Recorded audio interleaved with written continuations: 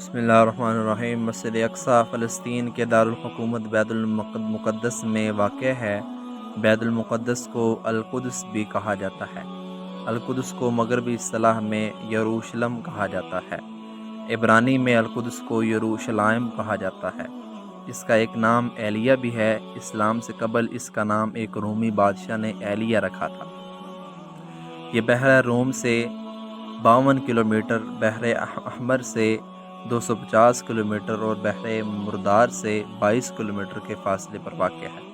بحر روم سے اس کی اونچائی 750 میٹر اور بحر مردار کی سطح سے اس کی بلندی 1150 میٹر ہے۔ سب سے پہلے یہاں یبوسین آ کر آباد ہوئے۔ ایک روایت ہے کہ اس شہر کو سام بن نوح نے آ کر آباد کیا۔ سب سے پہلے 1013 قبل مسیح میں حضرت داؤد علیہ السلام نے اس کو فتح کیا۔ احادیث مبارکہ کے مطابق مسجد اقصی دنیا کی دوسری مسجد ہے جس کی بنیاد رکھی گئی۔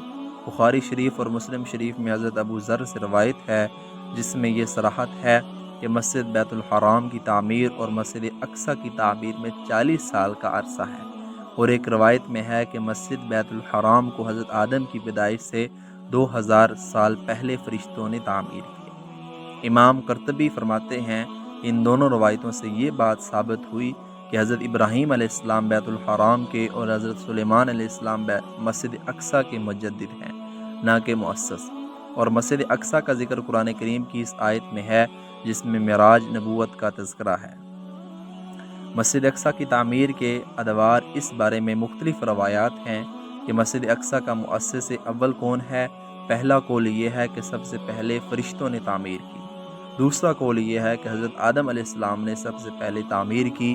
تیسرا قول یہ ہے کہ حضرت سام بن نوح سب سے پہلے تعمیر کرنے والے ہیں، اور چوتھا قول یہ ہے کہ حضرت داؤد اور سلیمان علیہ السلام پہلے تعمیر کرنے والے ہیں۔ علامہ احمد بن عبد الواحد المقدسی فرماتے ہیں کہ ان سب روایتوں میں اس طرح تطبیق ہو سکتی ہے کہ سب سے پہلے فرشتوں نے، پھر حضرت آدم علیہ السلام نے، پھر حضرت سام بن نوح نے، اور پھر حضرت داؤد علیہ السلام نے بترتیب تعمیر کیا ہے۔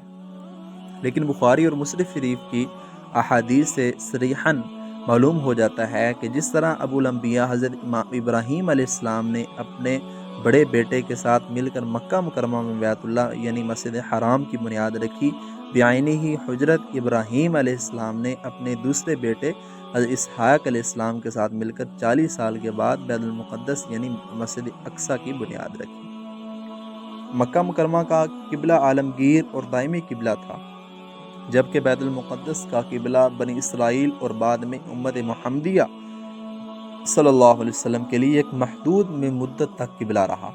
انبیاء بنی اسرائیل مسجد اقصی میں نماز اور دوسری عبادت کرتے تھے، تاہم احادیث سے معلوم ہوتا ہے کہ انبیاء بنی اسرائیل حج کے لیے بیت اللہ یعنی مکہ مکرمہ تشریف لاتے رہے، گویا یہ دو مراکز روئے زمین پر اللہ جل جلالہ کے گھر رہے ہیں اور مرجع خلاق رہے ہیں۔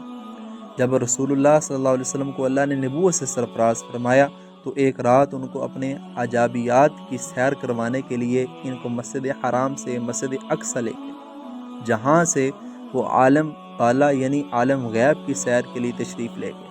معراج کا واقعہ اسلام کے ایک انتہائی روح پرور واقعہ ہے جس پر انسانیت کو فخر اور تشکر ہے۔ معراج کے دوران مسلمانوں پر 5 وقت کی نمازیں فرض ہوئیں۔ مشیت خداوندی ہے کہ امت محمدیہ کا قبلہ ابتدائی بیت المقدس یعنی مسجد اقصی مقرر کیا گیا ہے۔ غالب گمان یہ ہے کہ معراج کا واقعہ ہجرت مدینہ سے 1 سال پہلے ہوا۔ اس عہد میں دنیا میں اللہ کے 2 ہی گھر موجود تھے، مسجد حرام اور مسجد اقصی، تیسرا مقام کوئی نہیں تھا۔ مدینہ منورہ میں اس دور میں جب مسجد نبی بنی ہی نہیں تھی، قرآن کریم جب عہد قدیم کی اقوام کا تذکرہ کرتا ہے تو وہی مساجد کا ذکر ہے، یعنی مسجد حرام اور مسجد اقصی۔ چونکہ قوم یہود بنی اسرائیل کی باقیات تھی اور خود کو اس دور میں بھی اللہ کی منتخب کردہ قوم سمجھتی تھی، اور قوم یہود خود کو انبیاء کرام علیہ السلام کی وارث سمجھتی تھی، لہٰذا اللہ نے اس کو آخری موقع دیا تاکہ وہ من حیث القوم کفر و بغاوت کو چھوڑ کر اللہ کی مطیع بن جائیں۔ لیکن قوم یہود نے جب بنی اسرائیل کی بجائے بنی اسماعیل میں سے پیغمبر آخر الزمان کو مبعوث پایا تو ایک بار پھر اپنی کینہ پروی قومی تعصب پر جاہلانہ تفاخر کے سبب اللہ کے کلام اور احکام کا انکار کیا اور رسول اللہ صلی اللہ علیہ وسلم کو آخری نبی ماننے سے انکار کر دیا۔ اس طرح قوم یہود نے آخری موقع بھی کھو دیا اور من حیث القوم دائرہ اسلام سے باہر ہو گئے۔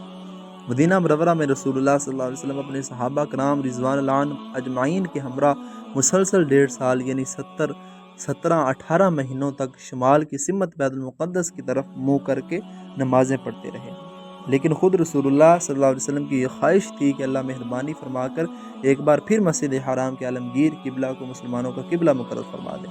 ایک دن جب وہ مدینہ کی ایک مسجد میں نماز پڑھا رہے تھے، تب حضرت جبرائیل علیہ السلام وہی لے کر نازل ہوئے تو بیت المقدس کی بجائے بیت اللہ یعنی مسجد حرام کو ہمیشہ ہمیشہ کے لیے مسلمانوں کا قبلہ مقرر کر دیا۔ جس مسجد میں تحویل قبلہ کو واقع ہوا، اس مسجد کو مسجد قبلتین کا نام دیا گیا، جہاں بیک وقت ایک نماز میں 2 قبلوں کی طرف رخ کیا گیا۔ تحویل قبلہ کا مقصد واضح تھا، اب بنی اسرائیل کی بحثیت قوم فضیلت ختم کر دی گئی۔ شریعت موسوی تورات اور بیت المقدس یعنی مسجد اقصی قبلہ منسوخ کر دیے گئے۔ اب قیامت تک واجب الاطاعت اور واجب الاتباع پیغمبر آخر الزمان ہوں گے۔ اب شریعت محمدی صلی اللہ علیہ وسلم آخری شریعت ہوگی اور قیامت تک نافذ ہوگی۔ اب تورات کے احکامات پر عمل موقوف کر کے تورات کی بجائے قرآن عظیم شان کو سرچشمہ رشد و ہدایت قرار دیا گیا۔ اب قیامت تک کے لیے تمام بنی نوع انسان کو مرکز منبع اور قبلہ مکہ مکرمہ میں واقع بیت اللہ مسجد حرام ہوگا۔ کیونکہ بنی اسرائیل کی باقیات قوم یہود نے آخری بار پھر اللہ سے بغاوت کر دی، لہٰذا قوم یہود کو تمام فضیلتوں، نعمتوں اور عزتوں سے محروم و معزول کر دیا گیا، کیونکہ اللہ کا اٹل قانون ہے کہ اس کی نعمتیں اور رحمتیں باغی اور کافروں کے لیے نہیں ہوتی۔ کیونکہ اللہ اور اس کے آخری رسول صلی اللہ علیہ وسلم پر امت محمدیہ نے ایمان لا کر خود کو اب اللہ کی فضیلتوں، نعمتوں اور رحمتوں